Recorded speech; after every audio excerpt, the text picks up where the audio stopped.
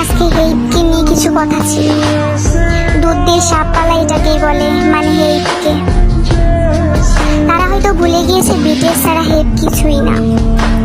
শুধুমাত্র বিটিএস এর কারণে 90 মিলিয়ন আর্মি হেইপকে সহ্য করছে, না হলে কবে হেইপ তার পজিশন হারিয়ে ফেলতো। হেইপের বোঝা উচিত আর্মি হেইপের রূপ দেখে না, বিটিএস এর খাতিরে পড়ে আছে। কদিন পর পর বিটিএস কে ছোট করার কারণ কি? তাদের যতই বিটিএস কে ছোট করো না কেন, তাদের সফলতা আরো বেড়েই যাবে।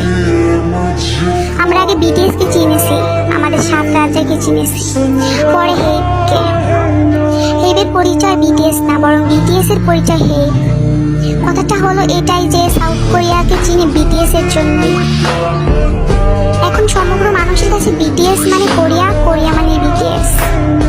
যেখানে বিটিএস এর গান ব্যবহার করে হেইপের কারেন্ট বিল দেওয়া হয়, সেখানে বিটিএস কে কেন ছোট করা হয়? বিটিএস কে একবার না দুইবার ছোট করা হয়েছে। হেইপের নিজেই এত উপরে ওঠে নাই, বিটিএস এর যোগ্যতা হেইপ এত উপরে উঠেছে। বিটিএস আর্মিরা একবার খেপে উঠলে ভালো হবে না মনে হয় না। এবার হায়াত ফুরিয়ে আসছে মনে হয়, কারণ সে বিটিএস কে আবারও ছোট করলো।